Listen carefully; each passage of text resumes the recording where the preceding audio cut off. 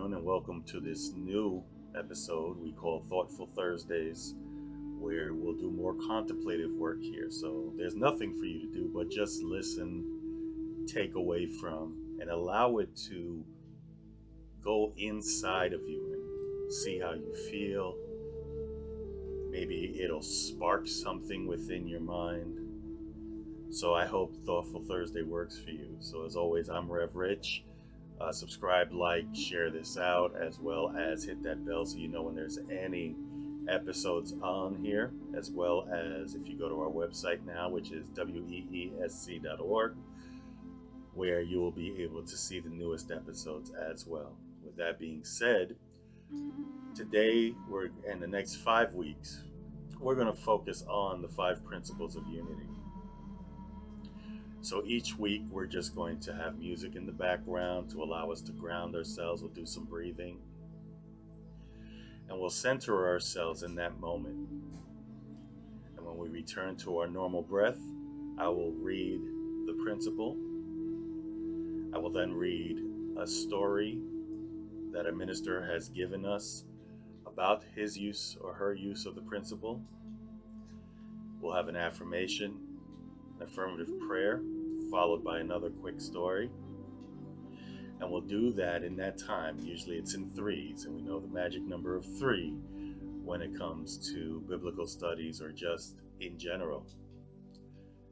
And every week we will do the exact same thing. So I want you to sit back, get yourself comfortable. If you need to shimmy a little bit, whether you're laying down or sitting down, put your hands on your thighs. If you'd like to use mudras, I'm partial for thumbs in a bowl.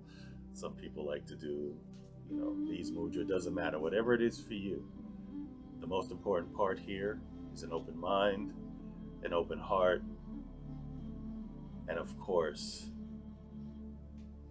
the contemplation of the moment and moving into the presence. So today we will be starting with principle number 1. So let's begin by just breathing in and release. Let's take one more deep breath. Release. And then we're going to go into a breathing exercise that'll bring us into a meditative state. So let us take a breath in to the count of 6. So as we breathe in, 5, 4, 3, 2, 1. Let's hold. 2, 3.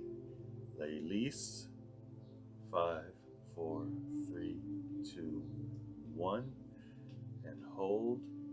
3, 2, 1. Breathe in.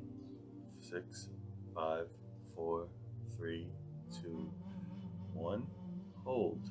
3, 2, 1. Release. 6, 5, 4, 3, 2, 1. Hold. 3, 2, 1. Again in. 5, 4, 3, 2, 1. Hold. 3, 2, 1. And release. 3, 4, 3, 2, 1. Breathe in deeply. And with your out breath, just sink into the moment, knowing that we are centered in this place. Let us return to our breath as we move our consciousness from the outer world into that inner sanctum of our heart and mind. And we just participate by listening, engaging, and knowing that the right words will touch you. And if you feel anything come up when you hear any part of this, just thank it and send love to that area. Let us begin. Principle number 1 is God is absolute good, everywhere present. And our first story comes from Reverend Elizabeth Longo, One Presence and One Power. As early as I can recall, I wanted to know the great mystery underneath all creation. I desperately needed to make sense of my life, why I was here and who created me and for what purpose. It didn't make sense to me that God was sitting on a cloud watching all my actions and judging me. I struggled and wrestled with the notion of a separate God and what religion was teaching me. I desperately wanted to know God, but I couldn't just accept on blind faith. My teenage years were tumultuous. Consumed by insecurities, deep despair, and longing for something greater, I was led to a yoga and meditation class. Immediately, I noticed a sense of well-being, peace, and a connection with an invisible presence. Through the practice of meditation, I began exploring my inner world, becoming familiar with the silence and listening to the still, small voice. I read every self-help and mystical book I can get my hands on. I discovered Buddhists and Vedantic teaching that spoke of God as an energy everywhere present. While I didn't fully understand, this resonated with my soul. I was on to something. Knowing about God wasn't enough. I needed that existential experience. Then I went to India, and I immersed myself fully in a spiritual life living in an ashram. I would wake up before dawn and do a walking meditation, sit for hours in the silence, sing spiritual songs, and perform sacred services. It was hot and humid, and I was sleeping on the floor on a thin mat with hundreds of women in a shed, and yet I had never been more fulfilled in my life. Without a care in the world, I was in bliss. Still, I had not the profound experience that would crack open my shell to know my oneness with God. I had read about saints and sages and their mystical experiences, and my soul longed for it. One day after a group gathering, I was asked by the spiritual teacher what I wanted. Well, I had a huge list of wants, and I thought I knew what I needed to be happy. When I was about to open my mouth, I disappeared.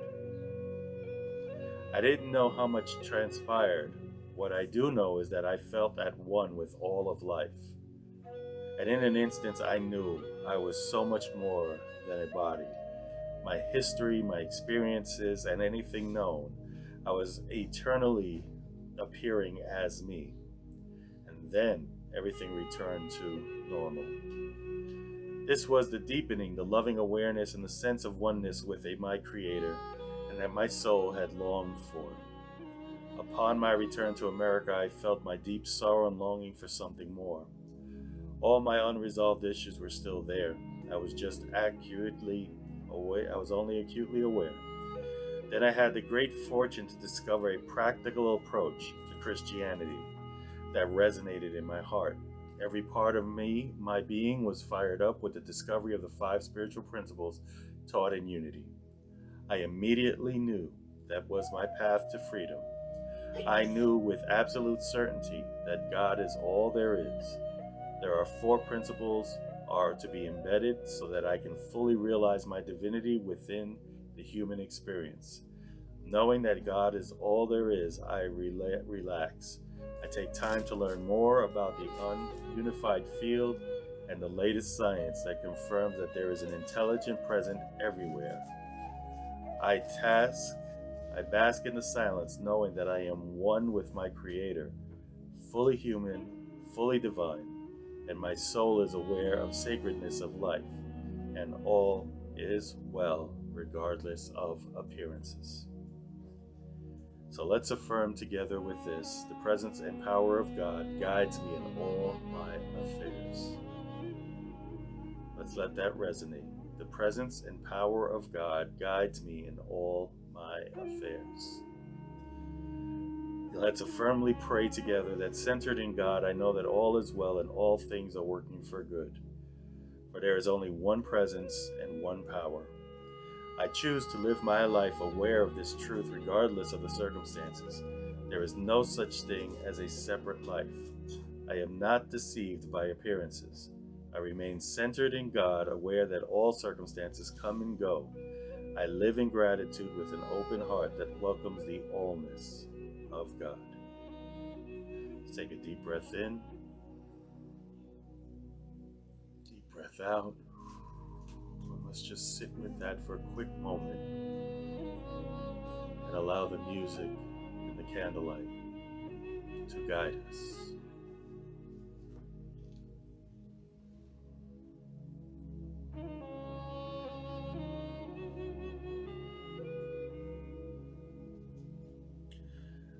As we move into our second story, Living Oneness by Reverend Kelly Isola. The first principle tells us there is one presence and one power, God.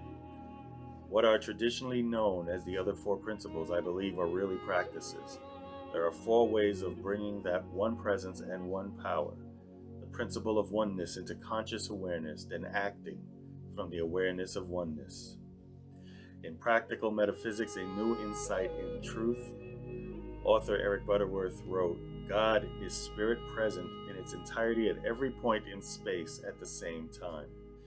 That statement is potentially impossible to grasp because the very moment we try to define the undefinable, that which is infinite, present every point at the same time, what we call God, spirit, allness, divine mind, principle, or whatever word we have for ultimate reality or oneness, we have limited the very thing we hold as unlimited. It's quite the paradox, but every spiritual truth is a paradox. While I am fully human and fully divine, I also know that I am part of something beyond myself. We build boxes for God in the hopes of knowing and understanding what likely can never be known. Still, we keep trying. Why? Because I believe the most profound emotion we can experience is a sensation of what is mystical. We catch a glimpse of this in the book of Acts. In him we live and move and have our being. And that's Acts 17:28. We know this sense of oneness as the intuitive level from a place in our brain that does not use language, rationality, or logic. Frankly, though, we should spend time trying to maintain or keep those boxes for God safe. Or at the very least, let's make the boxes palatable or pliable and changeable, if for no other reason than the fact that we are constantly changing. I used to think oneness was amorphous and unknowable spiritual practice, too daunting to experience unless I put great effort into it, or did enough introspect and healing. Maybe then it was attainable. So what does the oneness really look like? Not as theory, but lived in the reality of our everyday life.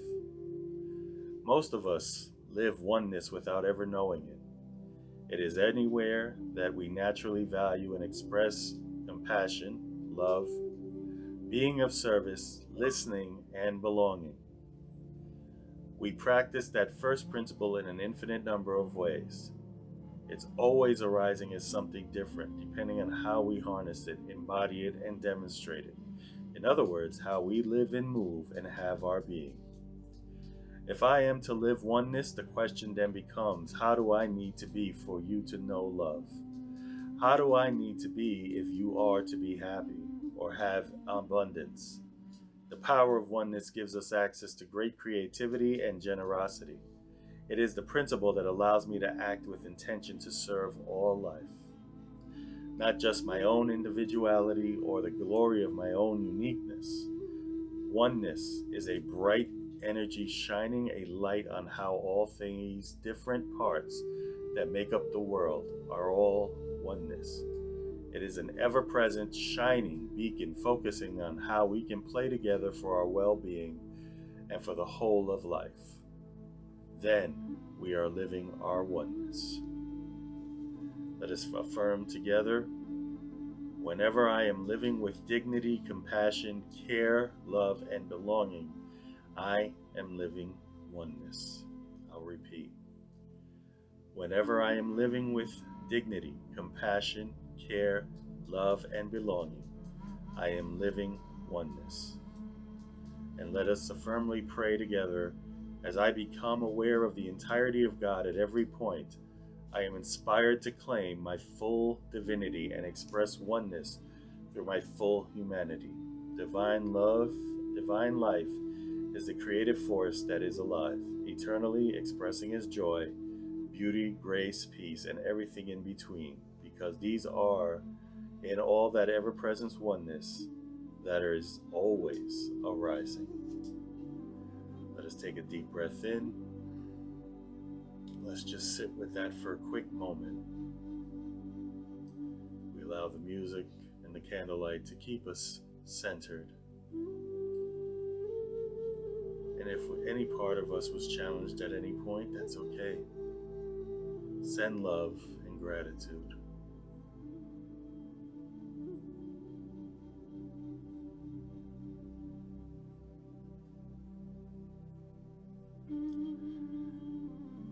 Our final sharing today comes from Reverend Lulu Logan, Meeting God at the Clothesline.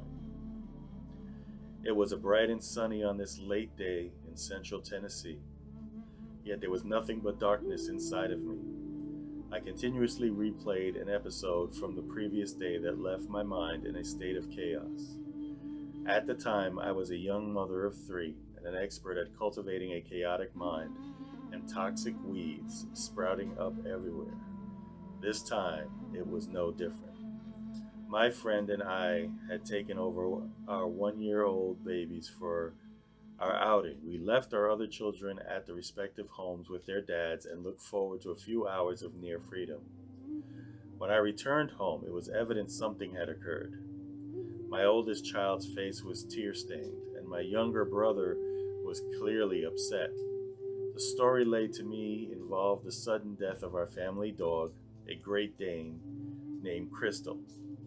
The details were murky, but the loss of a beloved pet is difficult regardless of circumstances, and I was bereft. The following day, as I hung the baby's clothes diapers on the clotheslines to dry in the bright sunlight, I wept. I cried out to God I wasn't fully sure existed if there was a God. I was positive he had better things to do than watch me cry at the clothesline. Oh God, I said, because what else could I do? I am totally unable to fix this. I am sick to death of trying to run my own life. I mess up everything I touch. Please help, please help, please help. Each diaper I picked up from the clothes basket and to shake out and hang on the wooden pins brought a cascade of more tears and pleas for help. Yet by the time I reached the bottom of the basket and began to walk back toward the house, I felt a strange calm and sense of peace. And then something incredible happened that I would never forget. I literally felt a protective arm around my shoulder, supporting me and infusing me with peace. Though this incident is decades old, never again have I doubted the existence of God or divine care and love for me. And I didn't have the words at the time. That was my first awareness of the presence and the power of God in the universe and in my life as absolute good. I live now knowing that I am always guided and guarded, cherished and profoundly loved. And we affirm together, I am held warmly and tenderly, profoundly loved by the divine creator of the universe. Once again, I am held warmly and tenderly, profoundly loved by the divine creator of the universe. And we affirm together, thank you, divine presence, for supporting me with the eternal love and protection. Although my human sight can be limited and shallow, as I seek a higher consciousness, my inner inherited divinity is sure and solid. I know that begging and pleading is not ever necessary for help is always just because help is always just a heartbeat away. And let us spend a moment in contemplation. Let's just breathe into it. And again, if you felt challenged anywhere, if the story we shared brought up an emotion, celebrate it. Send love to it. Thank it. And breathe into it. And as we've come to the end, let us just say thank you. Thank you. Thank you. And we focus this contemplation on principle number 1. And we sit with the stories of how it has played a role in each person's life. And so it is, and so we let it be. Amen. Let's take a deep breath in. Begin to open your eyes if they were closed. Coming back into this moment. And in this place, if you are interested, we did use the book, 5 Principles. Shiny cover. There we go. 5 Principles, which you can pick up at unity.org under their publications tab, and of course donate to them, where they will send the publications to you for free. I hope you got something from this time together, even if it's just a moment of quiet and listening. And enjoy the rest of this Thursday. And I bid you namaste as the big and beautiful divinity in me sees that big and beautiful divinity in you. And as always, I love you, nothing you can do about it. And I will see you on our next episode.